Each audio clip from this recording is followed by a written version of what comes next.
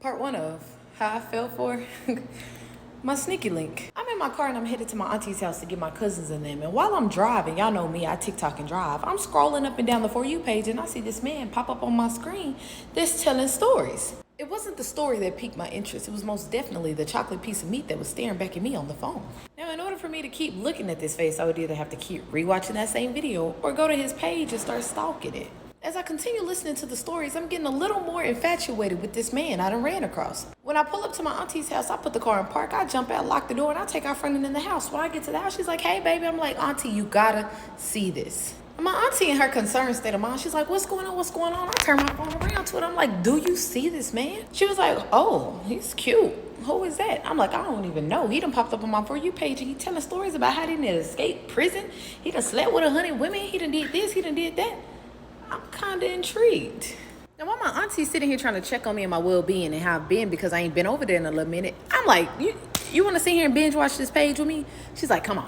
So we sit down on the couch and I'm telling you, from top to bottom, we sat there for like 2, maybe 3 hours watching this man's videos. Now, collectively, my only reason for going over there was to pick up my cousins and them and bring them back to Addison where I live so that we could hang out for a little bit. After they got their things together and we got in the car, I'm like, "Didi, bro, I need to show you somebody." So I flip out my phone again because at this point, I'm obsessed with this man. She's like, "Who is that? Is that your new boo thing or something?" I was like, No. He from Tennessee or somewhere out there. I done found him on the For You page. And at this point, I need to meet this man.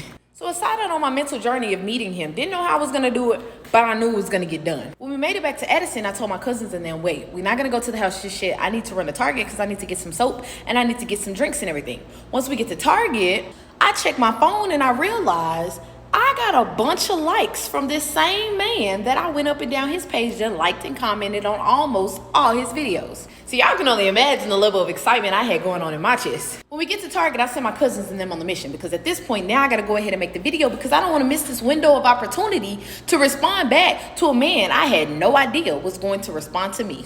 While they grabbing the soap and everything, I get the little screen recording of all the likes and the comments that this man has put, and I put it in the background with the song by Kehlani, "Thank You," playing, and I'm like, yeah, trying to vibe with the moment and not seem a little too, groupie-ish or a little too thirsty. Now, after I posted that video, I went ahead and closed TikTok because I wasn't finna run myself crazy thinking this man was finna respond to me expeditiously. We checked out with the items that I sent them on a mission for. We jumped in the car and we went home. When we got to the house, I realized I had 2 TikTok notifications. Now, I didn't want to jump to any conclusions and my heart started beating really, really fast. So I went ahead and I put my phone in the bed. I jumped in the shower. For the next part, drop some prayer hands in the comment section.